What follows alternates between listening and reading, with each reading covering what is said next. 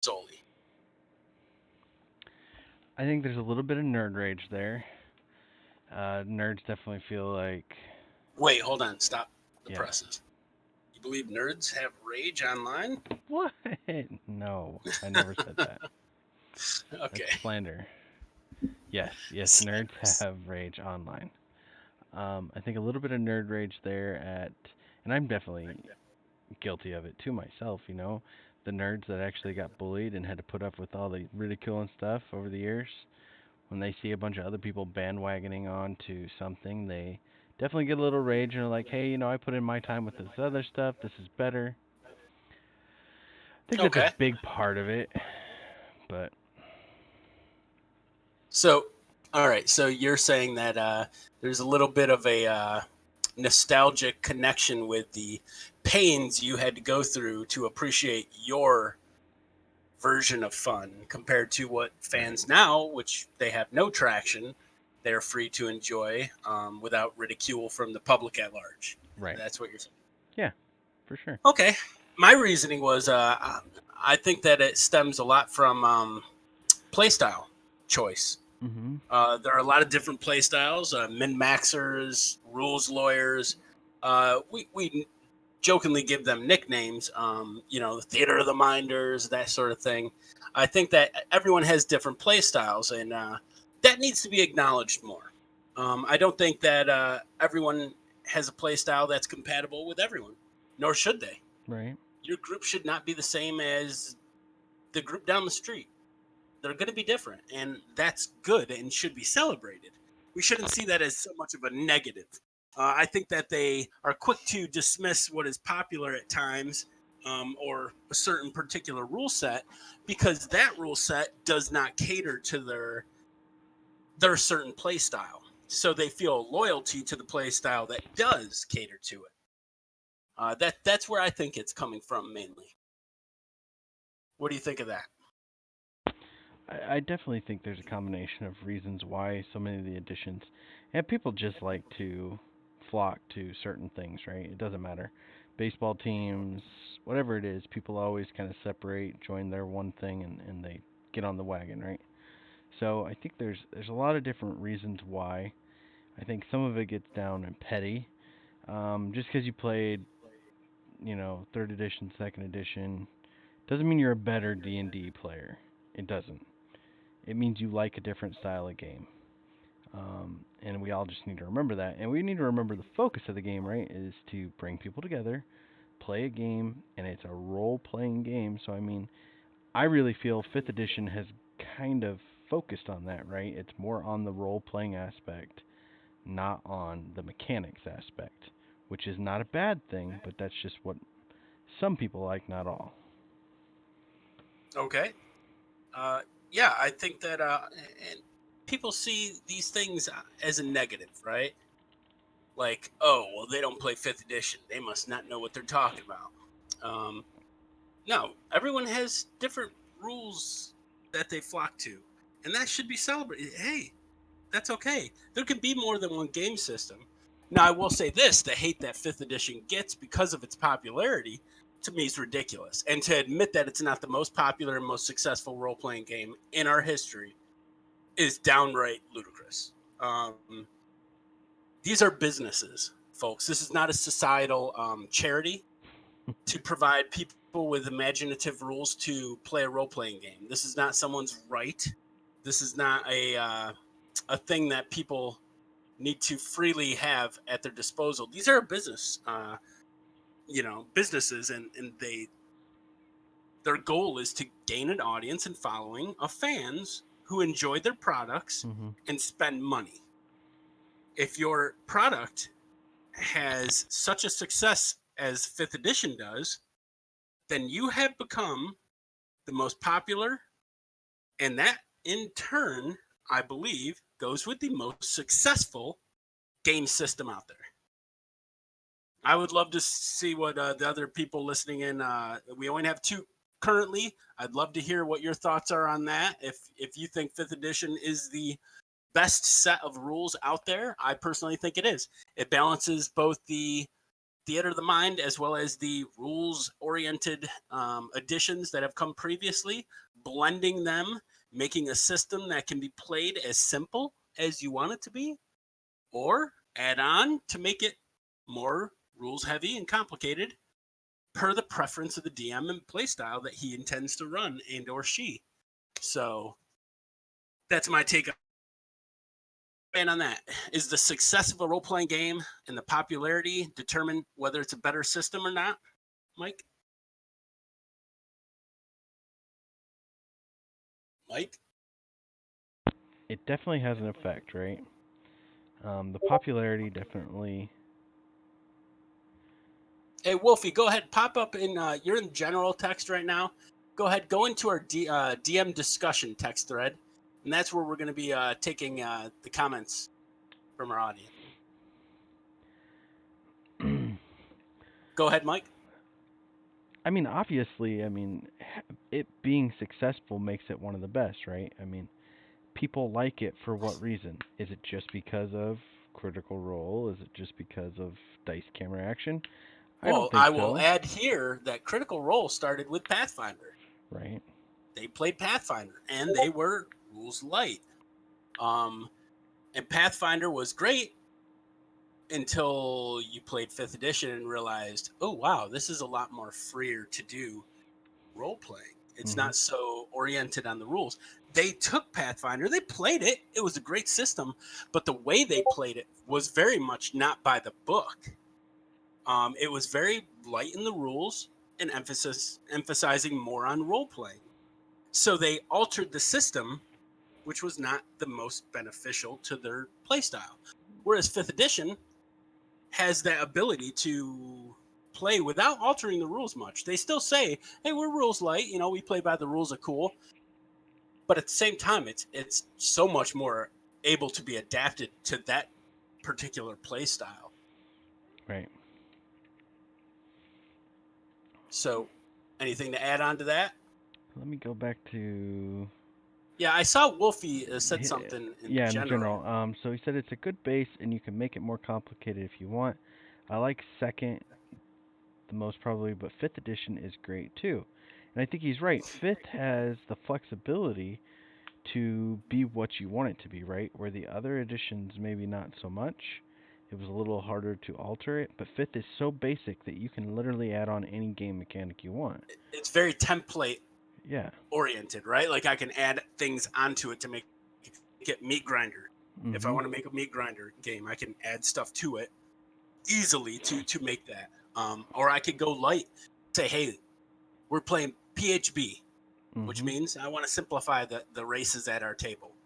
I want to not go so much into the different weird races, like I am currently doing with our campaign, Band of the Indigo Griffin. So I went back and I said, hey, listen, this is going to be reflective more of the 2nd edition, 1st edition D&D feel.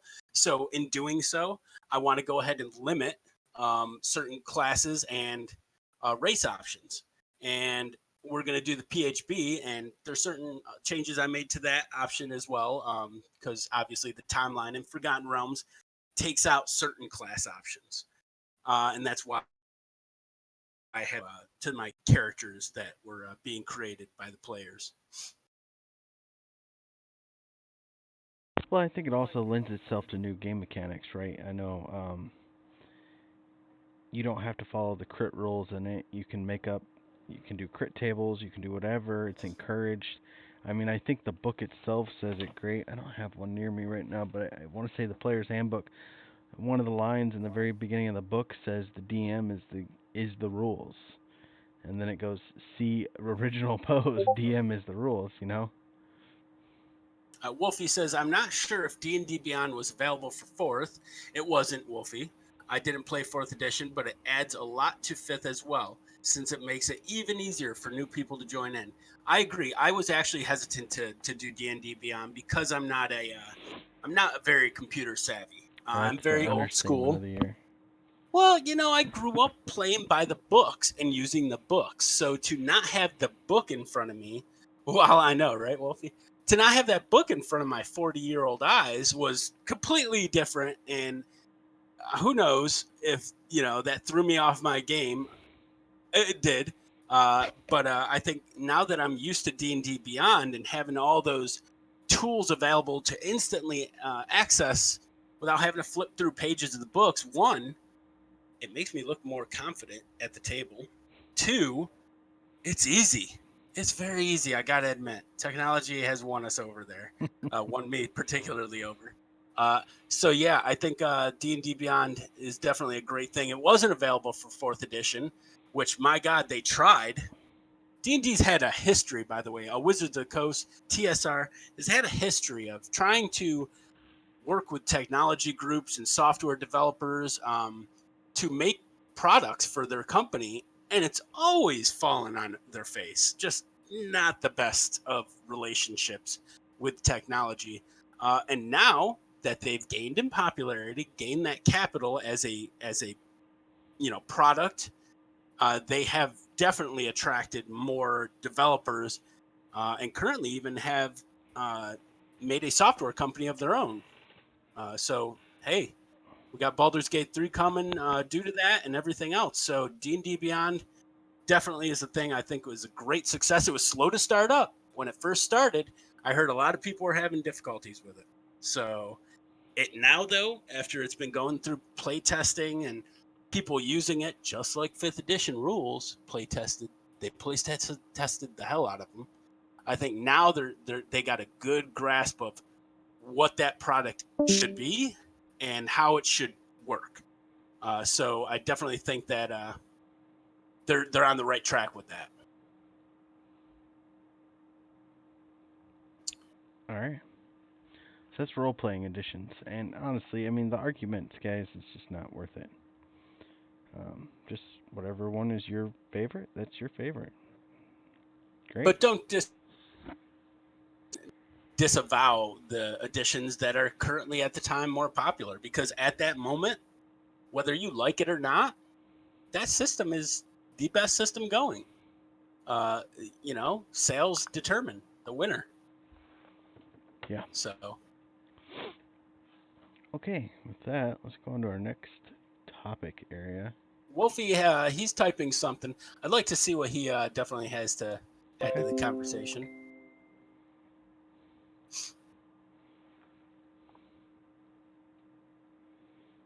Yeah, you can find all sorts of discussions of on Twitter concerning this topic. And my God, yeah, you said nerd rage, and that is definitely a place to find nerd rage. Again, nerds get angry? What? No. Yeah, yeah, what craziness, right? Especially when it's anonymous and they don't have to take responsibility for what they say. I don't know what that is.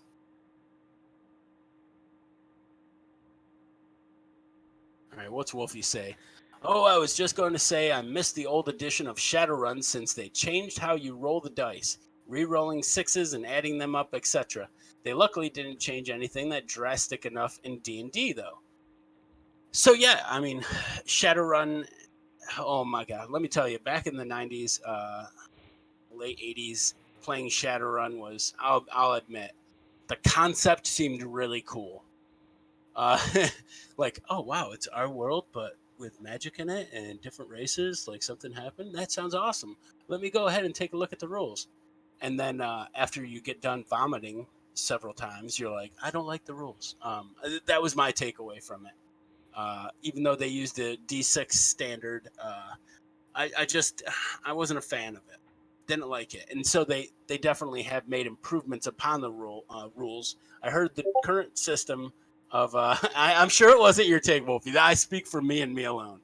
I heard the current edition of rules is more streamlined and thus allowing for more fun at the table, which is good. I wish you Shadowrunners the best of luck in your net grifting ways. Um, Not particularly a game I'm interested in DMing or playing, but yeah, I think it's evolved just like D&D. They took more drastic steps than D&D had to take to get there, because I think the rule system at the beginning was janky, if you will. All right, Mike, what's our next discussion point? tabletop role-playing games, the different types of them, and each one's benefit and how people. I think this is kind of the same topic here because whether you play Pathfinder, you play D&D, or you play Shadowrun, or you play what is it, White Wolf, or um, no matter what you're playing, Star Trek Adventures, Star Wars Galaxy. I mean, no matter what game you're playing, it's all based on preference. And the rage that people have towards the other people who are playing the games, like, oh, that game sucks. Why do you play it? Uh, I there's no place for it. I mean, everybody has their own preference. I think Yeah, like Wolfie loved the old Shadowrun when and that's fine. Like for me, didn't work, and that's okay. I'm not gonna, however, go like Wolfie. You obviously don't know what you're talking about, man. Shadowrun sucks, bro. Like, yeah, how's that constructive? A, that's a dick move. B, how does that progress the discussion of role playing and build our community? It doesn't. You know what I mean? So we need to, as a collective, we need to stop with that type of discussion within the role playing game community, and instead try to push our conversations more into the how we can coexist together moving forward. I think that applies to a lot of the things going on in our society today, right? It's just learning to coexist next to someone else, next to someone who's different than you, next to someone who thinks different, next to someone who has different values. We just need to learn how to live together, side by side, without making judgment, right? Right there. Yeah, I'm getting off my soapbox now, Mike. So, I didn't hear it get put away, so I'm expecting it to come back out. oh, it'll come back out. I got it handy. It's like an apple crate. Just pull it out. All right, so I think I named almost all of them. No, I'm just joking. There's so many Yeah, I was gonna say.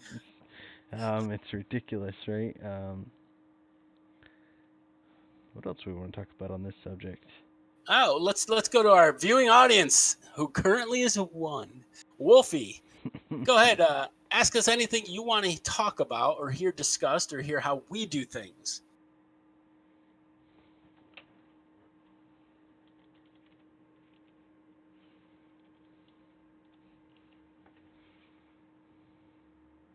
Wolfie is typing.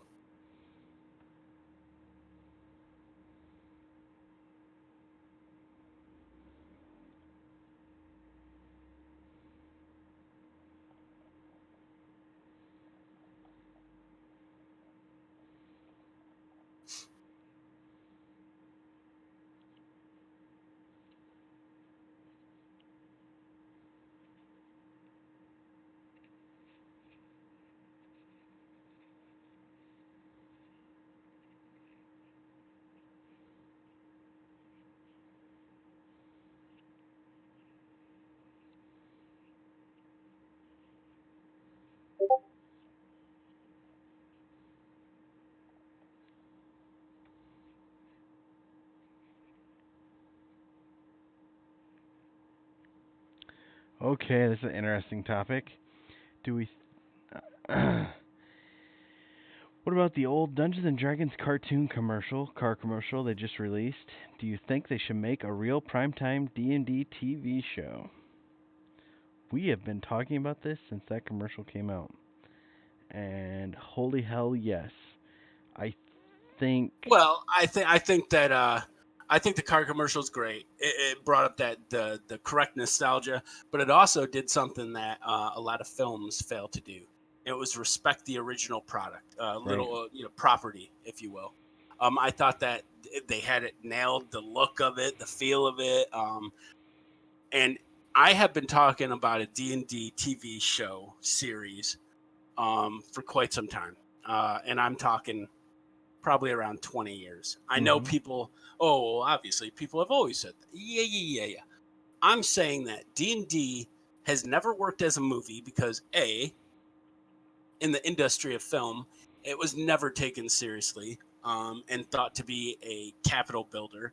B, even when you had the success of Lord of the Rings, they were like, well, that's Lord of the Rings. That's a literary piece of work. Yeah, and so is D&D, guys. Well, yeah, but that's a little amateurish, right? I really do think they thought that way. And now with Critical Role gaining a Kickstarter, earning well into and past $7 million, I think that definitely raised some eyebrows to, oh, maybe we should do something D&D. And you also currently have the Russo brothers, who just come off the great hit Endgame for Marvel MCU, Hmm. and they are now attached to produce and oversee a Magic the Gathering show for Netflix. And this is a good thing because, one, it's a Hasbro product, which is tied with Wizards of the Coast, which obviously means, and I do believe they're trying to nail it down correctly, getting D&D properties put on screen, whether it be in movie or TV format. I think TV format fits D&D better because it helps develop these characters more than what a regular 2-3 hour movie would do. Yep. Um, I think, yeah, we could pull from the many popular characters of D&D's history, or we could start anew. I don't think that they should do like a revamped modern take on the D&D cartoon where a bunch of players have transported themselves. So not leave that alone and go dive right into the fantasy that is D&D, and you know develop that throughout a 12 episode season rather. And I Right. think you could definitely, yeah, definitely. He said Netflix, Hulu, Amazon would be the best, especially since we could binge it. You betcha, right? Like, I say I love the half series, so they release half of a season, and you can go ahead and watch that and binge it. And then you're like, okay, I'm excited for the release of the second. You know what I mean? So people don't ruin it right out the gate.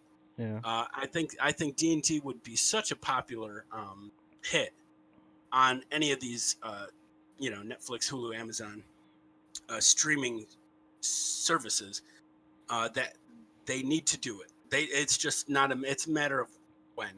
It's not a matter of if. They're going to do it. I think that right now with Game of Thrones out of the way, and honestly, I like Game of Thrones. It was okay. I thought after the fifth season, it kind of dropped off. I stopped watching it, to be honest. Um, but I think that there's that window of, hey, we need a fantasy something to really kick off, much like the superheroes have kicked off. Marvel kicked off the superhero genre. Yeah, you could say, oh, well, DC also, Batman. Yeah, yeah, sure. Look, we're there. Marvel, right? They made the most sales. Guess what? They're doing it best. Um, and I think that someone can do that with fantasy, and I think it should and will be D&D. And Beast Within You says, I don't know if it would be a success, be it the success that TV stations are looking for currently, and with how people perceive D&D, I doubt the scripted aspect of the show would go over well with people. I disagree highly on that. Here's the thing. I don't think it would be successful on a television station because Oh yeah, not on the ABC or NBC. the No. people that would be drawn to it don't watch those. I don't watch ABC, Yeah, NBC, no. CBS Me neither. anymore. Like, what is That's network 50-year-olds. television, right? Yeah, that's 50-year-olds, and up, who just didn't get the message that their companies have died. Yeah, that's the honest thing. Wolfie says, "Yeah, I think it needs to be Netflix." Yeah, I mean, watching basic cable anymore, guys. And if you're paying for basic cable, I tell you, unplug. Go Netflix, go streaming. It's just Well, and think about basic cable. Netflix Oof. has a great tool, right? I don't know if anybody's done the Bandersnatch thing, Black Mirror Bandersnatch. Holy cow, is it interesting, right? Imagine a Interactive, D&D. Imagine a D&D series to where interactive. it's right what like standalone adventures. Each episode's 2 hours long, and it's interactive, right? Like, how cool would that be? You could do all sorts. The thing is, that wouldn't detract from another series of D&D. You Right. could have multiple series within this franchise. It is ready to explode. It is ready to pop, and they need to definitely do their part and get something good Yeah. for us fans. If they fail at it, I think they know that they're blowing it. So, Critical Role animated series, if that has a huge success, and I'm sure it will, I believe that the Critical Role success, whether you like Critical Role or not, has definitely given a fan base to D&D that it wouldn't have normally. I think that while Critical Role is cool, and I think the cartoon series is going to be well received, I think that you could definitely see something down the road. I think it won't be necessarily live action Critical Role. I think they're going to utilize a more scripted series format for a D&D property, which I think is good too. I'm game for either or. I don't watch Critical Role. However, I definitely would tune into the cartoon, see what it is, and I'm sure it's great. The crew's great. I think that while they're playing, it's very campy and a little too humorous and kind of silly at times. That's just me. That's just my take. I'd like to see a little bit something more serious. Um, Beast Within You says maybe we'll see with Critical Role, but he added on to it though, and he says I don't think I see everyone's message. Hey, Beast Within You, are you in our DM discussion thread? Yeah, he is. He's in there. Okay, all right. But we got people on Facebook. We got some people on Oh, other gotcha. stuff. Okay. Okay. All right. All right. That was a good topic. Let's talk about. I'm not ready to stop talking about it. To be I honest, know you're I could not. talk about D&D as a franchise for cinematic and TV till the cows come home. I really could. There's a new series that I just picked up actually. It's a graphic novel. It's called Die, as in like die, but also a dice, and it's become a great hit. It came out about 6 months ago, sold out at the comic shops. It's now looked at as they're doing a game system of their own, a game system actually used in the graphic novel. And it's about a group of players in the 90s that play a role playing game and get lost into the world that they play in. And sounds similar, right? But it's a little more, I think, adult oriented. I haven't finished it yet, but it's definitely looking like it's going to be a successful run of a story. And I think that it definitely has the potential also to be picked up and utilized in streaming channel, that sort of thing. So, all right, what do you want to talk about next, Mike? It's a difficult topic. Breaking up your D&D group. Why Breaking it up happens. is hard to do, right? Like everyone, oh, you always have a campaign group and they never end up good, right? Like, oh, you never finish a campaign group. And I think that I think breaking up a campaign at times should be done sooner than later. I think a lot of people hold on to find one and they say, "Well, we get along. We're doing an adventure, so let's keep going. Let's keep going." When really they should hit a culminating point in the story and finish on a high and say, "Hey guys, listen. I think y'all are great, but next campaign I want to include different people." And why this is because the DM can only give so many things to that one group to surprise them, right? Um, People get sick of each other. I'll be honest, and that's okay. That's fine. Um, we want different things. Our minds want different things. I think the collective of a community uh, comes together, and we all want to meet those individuals as a group. So I don't see the problem of a group breaking up. I had a group break up not too long ago, and okay, yeah, oh, sad group broke up, but I looked at it as a positive thing, right? Like, great, hey, some of those players go out and run your own game, do it up, have fun with it, become the DM, learn those tools, see how it's not so easy, maybe, right? Or Well, oh, it's and easier that's than the I thing thought. that we Hey, all need to realize is some people, I like only to be a player. Or I only like to be a DM. I'm all aboard with the I only like to be a DM. I like to DM. I don't like to play as much. That's fine. But some of you can DM, and there's a shortage of DMs. Get out there, give back to the community, and help out. Run a game for some people. yeah, don't be afraid to do it because I think once you get over that first game, you're gonna be like, oh, this is easier than I thought, and or this is not for me. Either way, you're gonna Right. know, right? But you're gonna discover for the ones that discovered this is awesome. I could have been doing this the whole time. Yes, you could have. and welcome, because we need you. We need more DMs. And it's not hard. It's not hard. It's nothing special. Um, And I another thing think I'll say is never take over for another DM. Never take another DM's group. Start from scratch. it's very Really. hard to do. Yeah, it's very hard to start from scratch. Because you will be Um, compared to the other DM.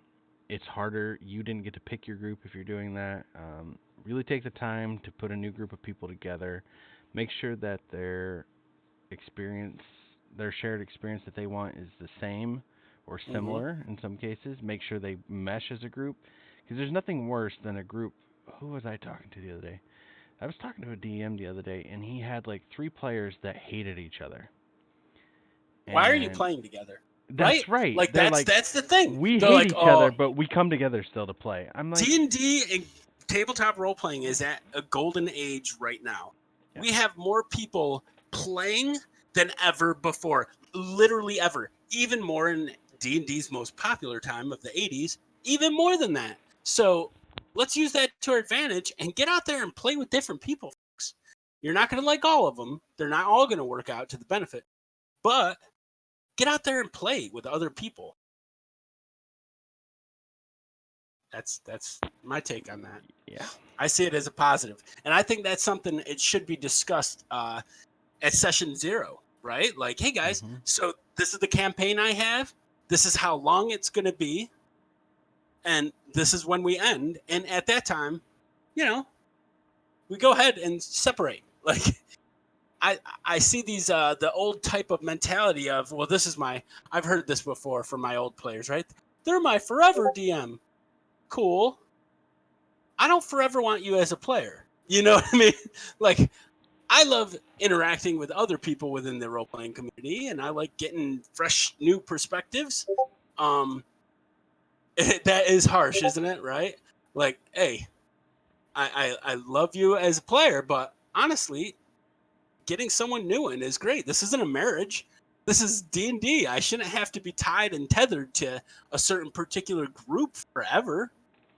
I You do, won't. yeah. I like what You me and won't you have evolve. started. Yeah, me and you have started a new kind of style, right? Where we do a session 0. Um, Mm-hmm. the characters have created, or the players create their characters, but then we're doing 2 prequel sessions, right? Just to test the ground, test the Test waters, the right? ground, test the group, see how they're doing, see if they like it, see if they work well together before the actual campaign comes. And these 2 first games are really tropey, low level, go into a sewer, rescue a kid kind of thing, but it works. Mm-hmm. Yeah, I see. I see a lot of people having too much emotion connected to their D&D group. Right. Like, oh my God, we're all best friends and we're like family. That's great. That's cool. But when you do run into one of those players becoming toxic, maybe one of those players possibly wanting to back out, but too passive aggressive to actually do that. So instead, they start turning toxic themselves. You have to set these boundaries of, hey, listen, yeah, but we're friends and all, but stopping a game and starting up a new campaign does not mean I dislike that person or hate them or don't want to ever talk to them or won't even include them in a future game. So we need to get over that. Like, Yeah. feelings nowadays, I'll be honest, y'all sensitive, right? Like, the whole world's big open wound and it's very sensitive. Like, we need to get over that. It's just a game. It's just a game that can be enjoyed by friends, builds teamwork, camaraderie, but it doesn't have to be the same group of friends every time. Diversity It's doesn't just best if it's mean, not. As yeah, a yeah. player, isn't it kind of boring if you know exactly what the person next to you is always going to do? They're always the same character too, even in a different campaign, right? Because Right. that player likes to play that kind of character. Like, get out there. Like, I'm loving my new group right now. They're great and such a breath of fresh air with different types of character builds and role Mhm. playing. it's a challenge for me as a DM, and when I don't get challenged, I get distracted from actually wanting to give that great experience, right? It like disheartens me a little bit. But if I get challenged as a DM, I'm like, oh, it elevates me to put on more of a show. I Right. can't have the same audience clapping for me every time. You know, I can't be looking in the crowd and seeing the same people every time. I need to have that diversity amongst groups. So All right, let's talk about how to break that group up. So there's a couple ways, and you've already mentioned a couple of them. The one could be set a time limit on your campaign. yes, I know that I've done it just recently. My new campaign I started is exactly 20 sessions. Once 20 sessions is up, that's it for the group. I made everybody yep. well aware of it. Um, they all know that at the end, I mean, that's it. The campaign's over. That is a great way to not have a long running expectation. And again, it's not that you're not going to be friends. We have groups, you can meet up, have other stuff, but it's a great chance. I see, this is going to sound weird, but I see as a DM that I'm kind of like what do I want to call this? Like a volunteer, right? And I need to give my time to as much people as possible. So being stuck with one group of people forever, I really feel people get left out. So I try to mix up my group of people so more people get a chance to play and be a part of the group. How Um, often have you heard this, Mike? My gaming group broke up. right. This ain't a relationship, people. This is this. Oh, now we broke up and scattered. We need to get over that. We need to stop associating the role playing groups as a relationship. It is a gaming group. It is something that should, I think, be taken a little less seriously to then elevate the amount of fun that could be had. I think honestly, people are taking things too seriously when it comes to their gaming groups and the interactions they have with the people within them. I think that people get too butthurt because someone says something in game and in character even. I think a lot of arguments arise at times, but there's also positivity. Let's highlight that as well. There's a lot of positivity, right? Well, yeah, I mean, some of my best friends that you've met playing D&D, and that's great. I'm your best friend. There's no others. But yes, go on. Met you playing D&D. But guess That's what? true. Do we play D&D together? No, we You betcha. don't. We don't play Oh, D&D we don't. together. We haven't. Yeah, we haven't been player next to player, right? Side by side playing. Right. Let's see what Wolfie says. There have been groups that really mesh well and work. I've known some and played in a few that lasted for years and remain fun and fresh. I think it varies from group to group. Yeah, it sure does, Wolfie. You have Sure to does. realize your group. And here's one thing: is that some DMs try to make the group stay together through story change, or one of the worst mistakes ever is giving the players exactly what they want, right? To keep them Oh man. interested and in. Um, but again, so let's talk about how to break it up. So there's a couple things: time limit. Yep. Um, Here's the other thing: part of breaking up your group may not be breaking up the whole group, but just getting rid of toxic players. Ooh, how do you get rid of that one player? You just You have know to how I ask do it. them. I know. So here's the thing: is you have to, in the beginning, axe again. Yeah, with me. So in the beginning, you have to, in that session 0, say, hey, if at any time we feel a player's not working with the table, me as the DM, this cannot be a group decision, guys. This has to be a DM decision. I, as a DM who's hosting this game, is going to say, hey, I just don't think you're working with the group, and I think you need to find another group. It is Wait, not a bad hold thing. on, Mike. What? Hold. Stop. Deep press. Are you saying that it's not a group collective decision to kick one player out? It is not a group decision. It's a DM's decision because the DM is the storyteller and he has to feel comfortable with how things are going, and he has to feel comfortable with the players in his group. Now, if another player has a problem with another player, they need to take it to the DM. The DM needs to decide who is going to stay, who's going to go. But isn't End that a of very story. dictatorial attitude?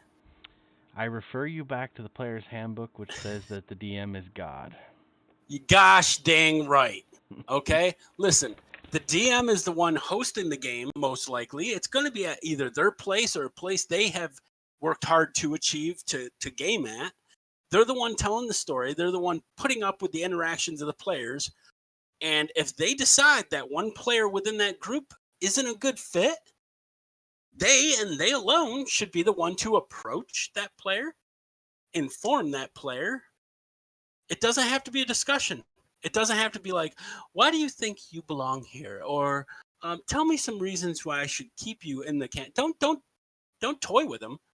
Be direct in your approach. Hey, Wolfie, I'm going to use your name. You're a great role player. I don't see why I'd ever have to do this to you, right? Like, hey, Wolfie, listen, it's not working out, man. I think your play style is just a little different than what I'm wanting at the table. And, at this time, I'm going to have you kind of stay out of the next campaign. Hey, if you want me to refer you to another DM, that's cool. I just don't think it's meshing well, our ability to play together. Sharpens his axe. That's right, Wolfie? And the player's never going to take this. They're going to take it as a hit on their ego, take it as a hit on their character. And I think that they need to, again, stop taking it so seriously. It's a game. Hey, man, you count Monopoly money differently than us. Like, you disagree with the amount of Monopoly money we get at the start of the game. Like, that's not the game we're playing, dude. So, hey, this game over here is playing like that. Go play it. Their table, like, that's how we got to look at it more. It's not, hey, I'm going to snuff out his little tiki torch and boot you off the island. It's the simple fact that this isn't working. And to continue doing what I'm doing, I need you to not be here because your playstyle does not mesh well. And that's okay. Nothing wrong with that. What do you think, Mike? I agree with you, and I even got out my PHB just because I wanted to quote straight from the book. Ultimately, the Dungeon Master is the authority on the campaign, its setting, and even if the setting is a published world. End of story. Okay. Page 6. PHB. All right. Just wanted to say. There it is. I mean, that's the publisher saying, guess who's in charge? The DM. DM. I mean, is it good to do? I mean, what's going to occur if I take my whole group, including that toxic player, and I say, this is what I think is going on in the group, guys. This player right here, right, is creating a toxic environment, and or they're just not meshing well with the rest of the group. One, I'm singling that person out. And even if they're not there present, I went and kind of did something behind that player's back by going to the other players and been like, hey, guys, what do you think of Joseph? I don't think he's a good fit. I'd like to kick him out of the group. Let's take a vote. Like, that's kind of a backstabby thing. I think it's not really in my nature. I'm more of a direct person, and why is because I don't want them ever thinking I'd say something behind their back concerning them. I'd go directly to them. Like, hey, I think, you're just kind of creating a toxic atmosphere. I think that the play style is not meshing well with us. And directly, I'm telling that person to their face. So Wolfie says, I'm considering maybe DMing either 5th edition or Shadowrun. But that kind of stuff, dealing with telling people what to do, if they can play with us, etc., is a serious reason I would be uncomfortable and not find it fun. I don't know. What I'm trying to... I mean, he's absolutely, like, it is one of the hard, difficult issues, right? For sure. Right. Hey, Bella, can you just go ahead and mute your mic, man? If you have any comments, go ahead and drop them in the chat, man. Appreciate you. Go ahead.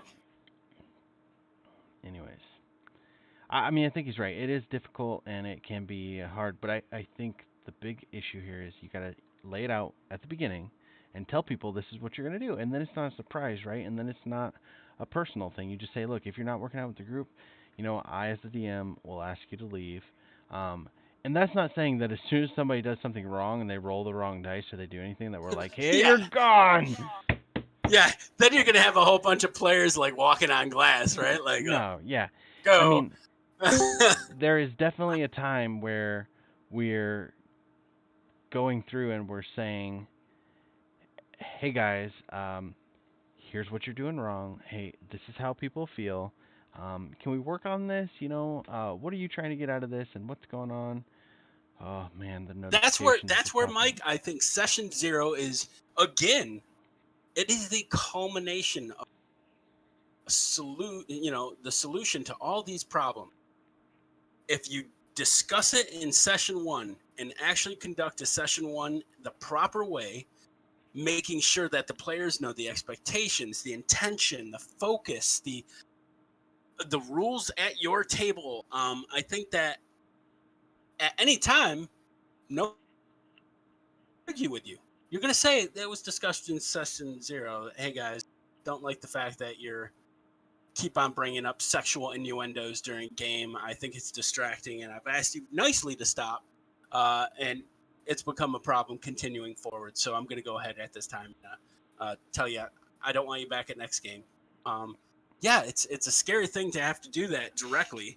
I have no problem with it. I do it. I've been approached several times by Yeah, different DMs that have that problem that are afraid to do so. but we are bastards. You know it. But it's not like I'm trying to do. I'm doing it because I'm mean. I'm doing it to save also the face of that other person. Right. Yeah, sure, it's a kick to their ego that they're getting booted out of a group, but also could this be a learning opportunity for that player? They've been rejected because of their behavior. Maybe they're going to self-reflect and be like, "Huh, I need to do this differently next time I get with a group." And maybe, just maybe, I'm creating better players out of this. Being that parent that isn't friends with their child, but instead parenting by telling them how it is and being direct. So, all right. So, what else do we want to talk about, Mike? Do this discussion up as far as the whole uh, kicking players out of a group, ending a campaign or campaign group? Um, just be graceful, right? Don't be an ass to them. Yeah, professional. Be professional. Be professional. You're That's the thing, right? representing also that. Yeah, you're representing the hobby itself. If you're unprofessional, that not only is going to drag your name in the mud when they repeat what happened, it's going to drag the community as a whole. Like, oh, every DM I have is an ass. Like, no, that's not. It shouldn't be. So professional, be polite, Right. be courteous, but be honest and be direct. I think Yeah. that's my closing argument. Okay, let's see. I think we have one more topic before we end. I gotta find my slide. Why games fall apart. I So I think think we. there's many reasons why games fall apart. I think sometimes the first and biggest thing is that there was never an intended end. I know a lot of growing up in the 80s, 90s, and playing, a lot of our campaigns were kind of living campaigns. You hear that term, right? And they start at level 1 and then we just keep going. We don't have an end in sight. I think that our parts as beginning role players kind of fruitless. You don't have an endpoint, thus you have no culmination to storylines or anything. So eventually they're going to dissolve if you don't have an endpoint. That's the biggest thing I see. Why they end is that no end was ever developed for it.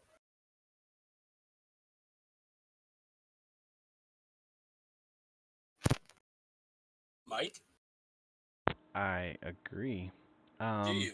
Yes.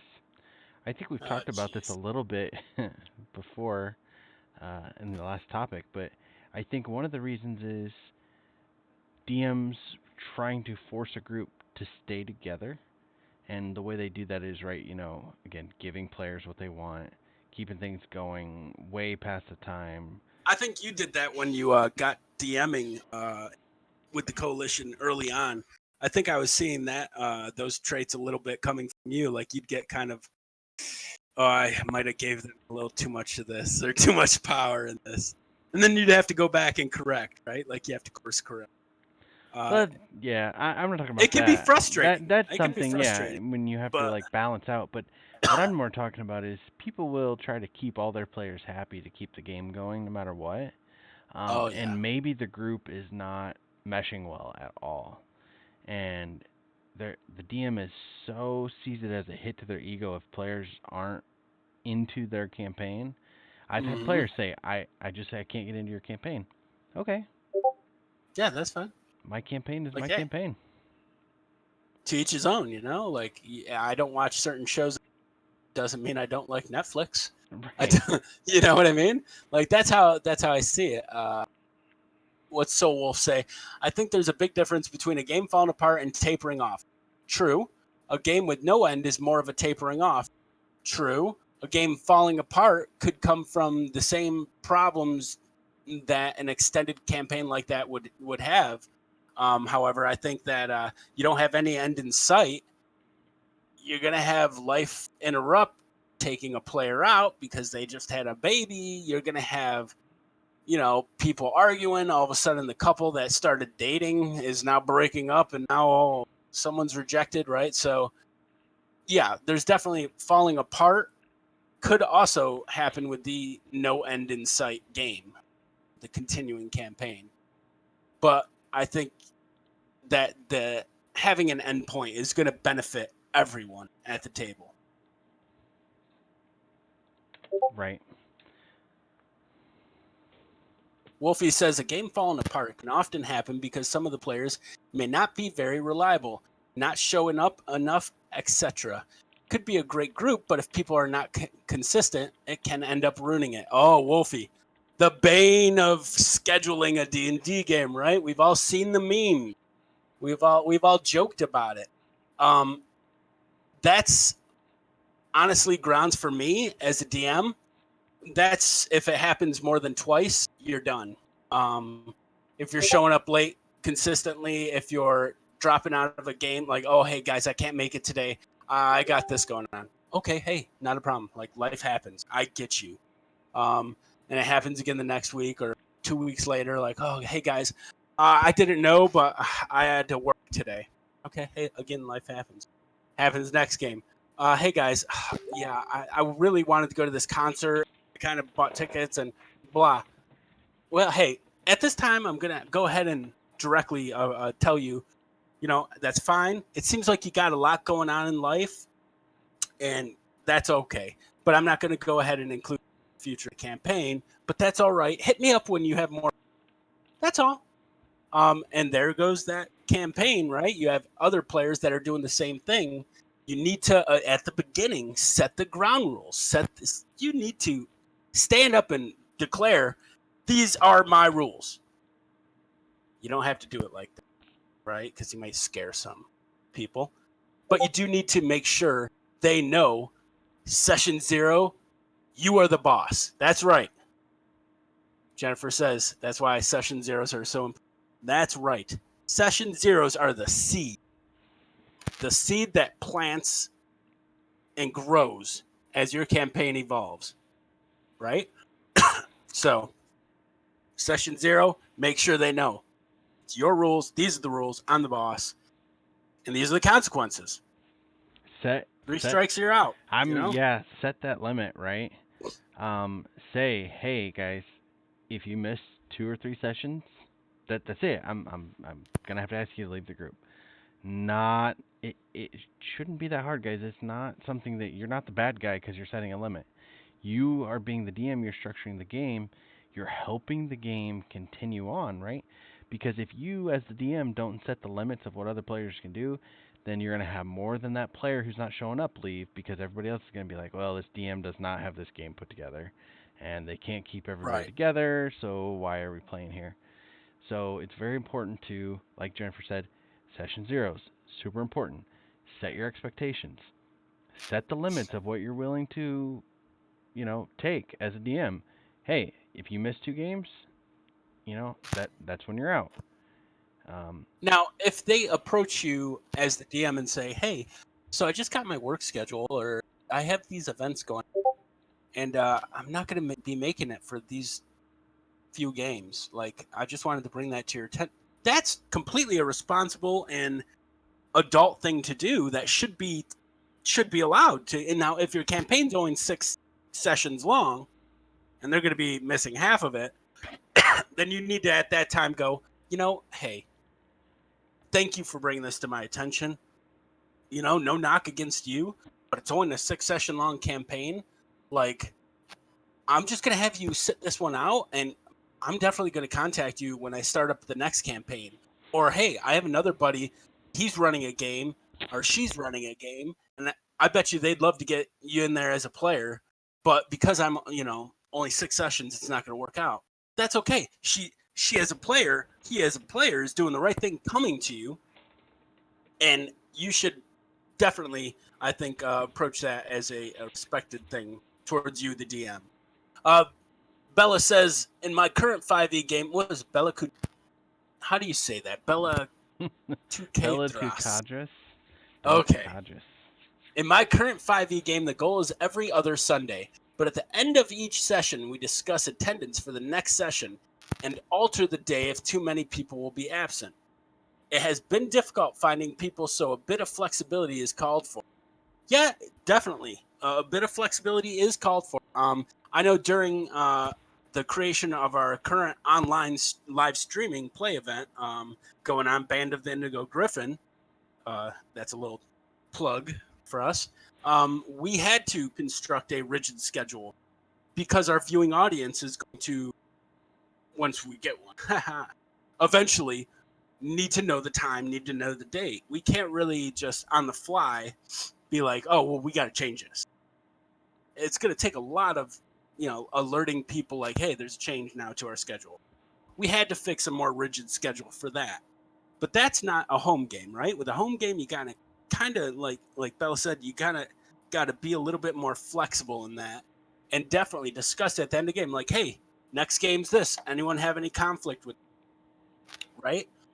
And don't be changing a game for one person. I will say that. You have one person that's like, I can't make next game.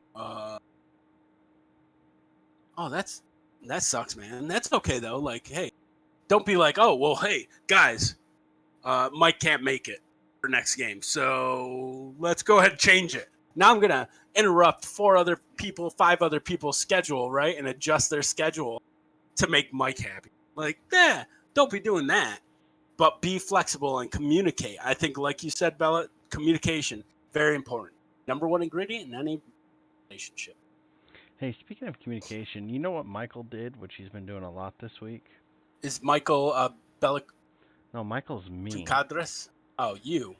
We weren't supposed to have this until tomorrow, and I totally pushed it up a day. Oh, that's nice. I'm glad that you did that. So it's been difficult finding people, so flexibility. Discuss that. Anything on Facebook? Anyone popping in comments at all?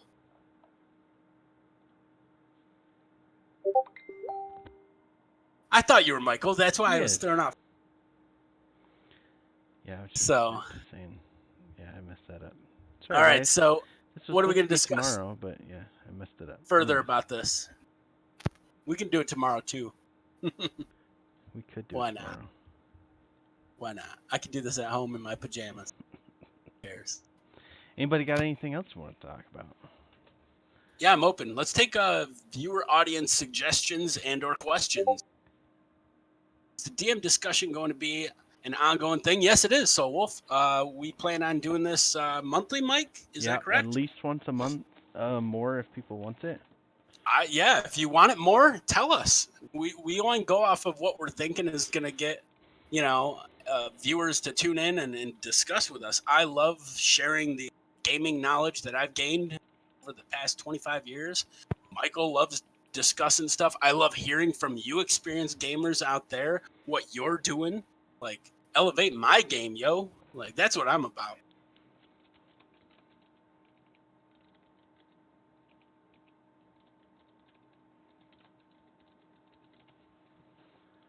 All right.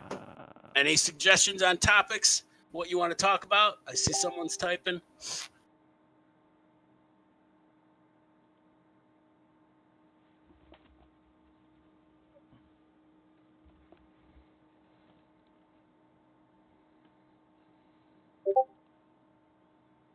DM discussion. Yeah. So in the future, is it going to be more workshop type stuff, building, plot building, etc.? I don't have any plans for that, to be honest with you. So Wolf, like, oh, let's build a world together, build an adventure together. Not really. Instead, I like more of an open discussion. To be a bit of reflecting upon what's currently going on with our playing community at large. I I think that mean, a workshop type discussion, we could definitely set that up, and people can join. I you can could definitely discuss set that up. And we could have an event for the coalition on that. We're looking at we did talk about world building and plot building last discussion, but it was more of how as a DM to get to those things. What are our techniques? Not like a specific world or anything like that. that's the thing. My technique doesn't necessarily isn't fit with yours. Yeah. So like the workshops I see as like, well, what it is whoever's the one with a microphone going to make the end decision, right? Like, I guess I've seen the workshops done at gaming conventions and stuff like that. It's kind of fun. Like, let's make a villain together, Mm-hmm. right? Like that's cool. I think Michael, you'd be the best one to handle it. Oh Lord. I'm too shooting stuff downish, You right? are Like very some shooting stuff downish. I'm I very open. Everything will work. We just yep, gotta have enough time. That's the engineer in me. Everything can work. You just gotta engineer it right. that's correct. Oh, maybe workshop was the wrong Tips, word to use. tricks, and stuff. That is exactly what this Oh is. yeah, definitely. Like, tell me what you want a tip trick on. Let me see. The biggest one I think Michael uses at your table. I've been longest time is a lot of the lazy dungeon master tips that he provides in his book. Right. Stuff like the initiative cards made out of note cards that are put out for people to see who's in what order. I know there's been products developed in the past that the DM knows who's next, but players are lost at who's next, right? Right. Like the the Lazy Dungeon Master guidebook is terrific. Can't recommend that enough. But if you want any specific tips, just tell me the topics and we'll discuss them. I know, Wolfie. I shoot down stuff. I'm a naysayer, as they. Tips and trips. Let's talk about NPCs. How to craft a engaging NPC. Let's use that as one today. Okay. So for me, the biggest thing about an NPC is, and I think some people go overboard. They're like, "Well, I'm gonna build my NPCs and then build." Avoid stereotypes, Soul Wolf says. Actually, I say lean into stereotypes at times. While I am a liberal freedom fighter, our kind, I, however, do believe stereotypes are good things at times. I believe that they should be celebrated instead of discouraged, as long as they're positive in nature, not in their portrayals. I think that the first thing you need to do with an NPC is definitely create a purpose. Don't have everyone be an NPC, right? You don't have to say, the waitress comes over, she has blonde hair, and describe the waitress like she's some kind of person. If you don't do that, you're not going to run into the whole, what's the waitress doing right now? I mean, is she like working currently, or is there an opportunity where I can talk to her? Well, that's going to sideline your campaign, right? So I think describe the important people and who you want to make an NPC. Don't make everyone an NPC. Well, that's where Not everyone's important in the world, right? your Sorry, story. guys. Yeah. Hate to break this to everyone. Not everyone's important. I'm an NPC. If anything, maybe not even that. So take that as you will. So Wolfie's gonna make the waitress be the end boss now, thanks to Pemberford. Well, cool, but then make sure to take the steps to describe her as someone of importance that the players need to remember. So I mean, stereotypes are fine, so Wolf says, but I find them most memorable. NPCs in game avoid them. Describe what you mean by stereotypes. Then she's out to get the party because the bard seduced her. that is a real thing. They forgot to leave a tip. Sure, yeah. You could definitely use the waitress, right? And you guys are doing a lot of what players do. They have that brief interaction what the DM was describing, and they're running with it. Even though it's not important, they want to run it. I think players, hey, you guys come at me with this, all right? Fight me. So I'm telling you right now, players 90% of the time are trying to outsmart the DM every time. They're right. not trying to go along with the ride. They want to get in that roller coaster, and as it starts, they want to get off because they want to see what happens later on down the road, right? Like they don't want to take the ride sometimes. Take cues from the player, Michael says, for engaging NPCs. I created a monastic on the fly from comments made during gameplay. Yeah, take cues from the players. They'll feed you little bits of what they're wanting to see, maybe. Just go with it and make it your own idea. Be like, yeah, that was my idea, guys. Like, Or even better, if they're ignoring somebody or something, use that person. I mean, honestly. yes. I mean, if there's an NPC, and not even NPC, if there is something that you described, you thought it wasn't that big of a deal, and they really ignored it, use it. I mean, because they're not even seeing it coming, right? I think if they ignored it, though, Mike, then you didn't do a good enough job describing that individual as someone of importance within the story. You know what I mean? See, that's a hot take. There's Jennifer. Players often will give you their worst fears for a scenario that you didn't think of. Right, like Jennifer, I know, hates the deep, dark ocean. If you add that to our campaign, I will not be the producer anymore. I swear to God. So, when I throw Jennifer's character into a deep, dark ocean type pit, yeah, screw you, Nason. Nason, is that my new nickname? Yes. I think that you could definitely, like Michael said, feed off of the NPCs what they're trying to drop you as hints of what they're wanting to see, because they're going to then enjoy it more. Yeah, I am Mean Wolfie. I am that dungeon master. But I think to start your NPC builds, when you're thinking out your campaign and your campaign world, definitely think about what you absolutely need. You don't need a bartender for every single inn in your world. You maybe I agree with need Soul one. Wolf here. Soul Wolf says, as far as using what they ignore, if the players really aren't interested in using it, just forces them to deal with what they don't like.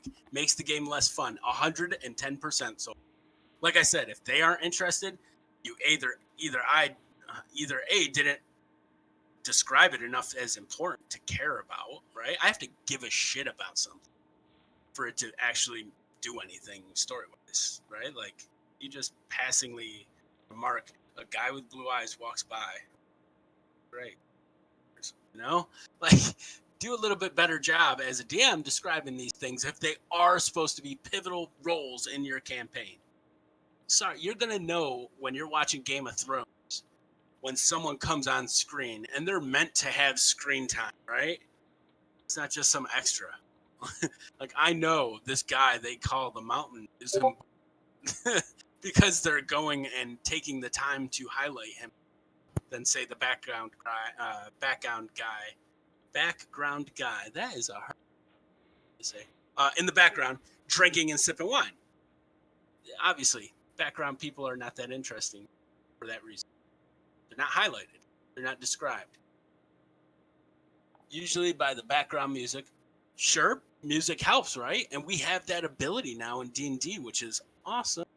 If you don't use Tabletop Audio, tabletopaudio.com is a great way to get free sounds and music for your game. Currently, game Band of the New Griffin. There it is. Michael provided the link of what we use. And yes, there's other ones, Sirenscape and stuff, but I'm pretty sure, does that cost money, Michael? I think that you do have to buy packs at Sirenscape. Tabletop Audio goes off of Patreon support. So go ahead, if you like their product, you can also be a patron and just donate. He's really receptive. He's taken several suggestions by me for sounds. So that's awesome. They're great. User support. All right. What other topics do we have? and we'll give it about another good 15 minutes, and then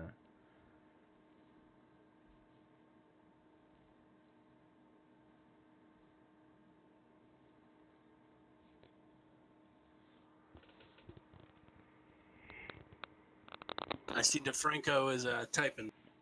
another comment on NPCs is your NPC description could be one sentence. And Yeah, don't it be could. afraid to let it grow, like everybody said, off of what the player's cues are and what they give you as time goes on, right? They always do that, don't they? They always take that one you see in the. I love that. See, because Yeah. you added a little voice to it, and don't be Mhm. afraid of voices, even they're bad. I think I'm bad at voices. Just do them. Just Yeah, do them. you're pretty Players bad. love them. I am. Yours always just come out sounding like an Irish drunk. I don't know. They do, don't they? Dude, Which is good weird since Irish you're drunk thing. Italian. I know you think it'd be like an Italian, but Uh, Franco's typing something big. we're all But gonna yeah, get so schooled. don't be afraid to do the voices. And if you don't do voices, use the descriptions um, depth, if you will, to describe a person. I recently bought some books that have fluff text to feed to players. Some of the fluff NPCs that are only part of the fluff. Players will often latch onto those because the belief is that if I said it, must be on my phone typing is slow. Gotcha. So yeah. If the DM says it, must be important, right? It's the most stupid thing I've ever. Well, if that's the case, then the ale you're drinking must be some kind of freaking mythical. Like I've heard this said so many times. No. And you know what? If they're pursuing an NPC that isn't important, just make that NPC a average person that's like average problem, and they're boring as hell. And guess what? You have just wasted a whole bunch of time. But I would definitely, out of character, be like, as you talk to the elf waitress, you realize that she has pretty common problems within her everyday world of being a commoner. End it. Period. Right? After like, well, I would like to know if I could see again. Put a side note, right? Player blah wants to engage with waitress future. Yeah, absolutely. She says, sure, I'm here anytime. Come back after your adventure. Maybe we can hang out. And then you can take that opportunity in between games, write something up about that elf. Maybe there is something important, right? You had to take a player cue, but you didn't have to do it right then and there. Yeah, the Norm Bife part, right? You could definitely do that. But you don't have to do it right there at that time. Don't be afraid to end something because you have prepared as the DM an adventure.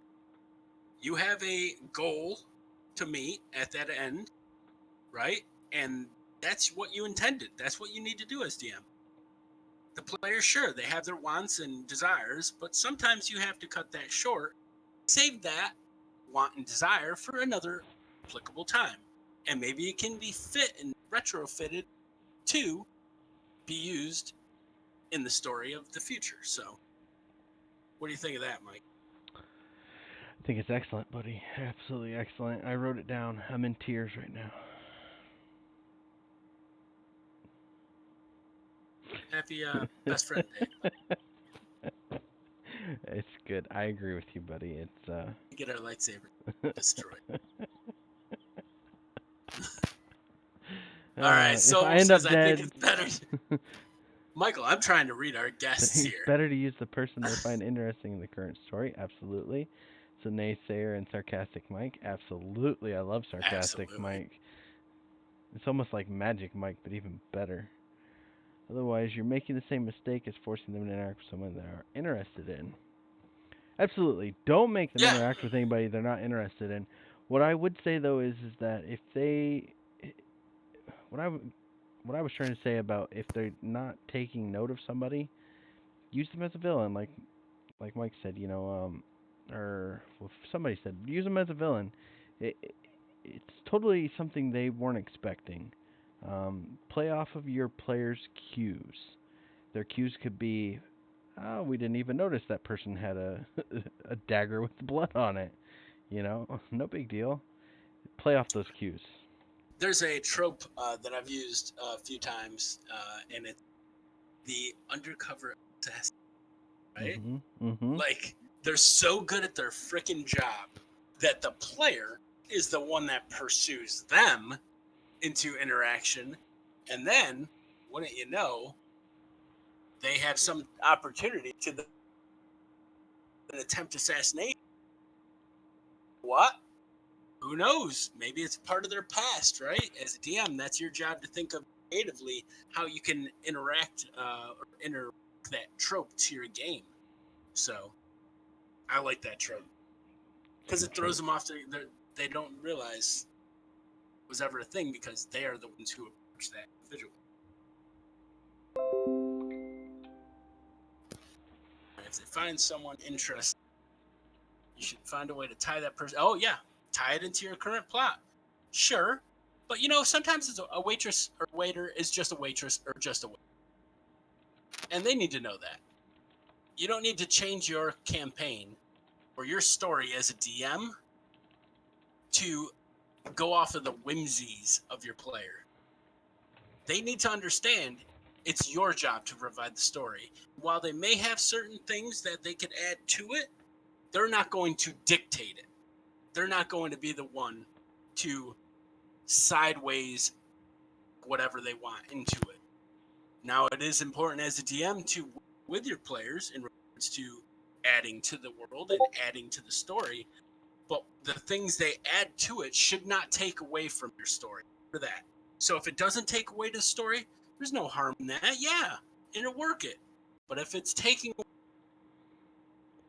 and you work it in, then I'd buck against that. Yeah. Not a matter of changing the story, but I have NPCs they like have ties in it too. Use that to progress your plot, not sideline. Yeah, sure. Always try to steer it in a positive manner. It's when unfortunately things aren't steered into a positive that things can go awry. I will say some of my most successful NPCs have been shopkeepers and stuff. People like that quick Yeah, interaction, Wally. right? It's a 3-minute interaction, and then it's over. It's not tied into the campaign. They may be a quest giver or something like that. But other than that, it's just that quick interaction, comic relief, something like that. That's one of the most successful. Not It's always the every little bit comic-y characters that people kind of latch onto, right? right, If or the if it made them serious chuckle or or laugh, they kind yeah. of attach themselves to it. I I have had Wally's Wondrous World of Emporium, yeah. Magical Emporium. He was an old man and talked to. The old man wouldn't talk. He had a parrot that sat on his little stand next to him, and the parrot was his voice. So they'd have to interact through the parrot. Mhm. So that became a character that people loved. Like, oh, they always remembered it. Yeah. Uh,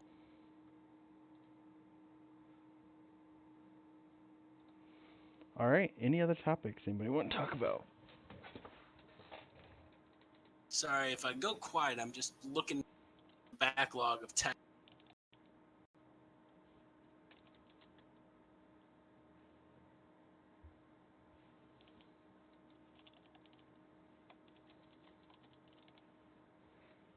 I don't think so. We've been on an hour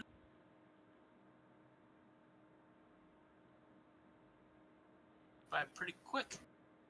Say that again, buddy. We've been on for an hour and 20 minutes. Yeah.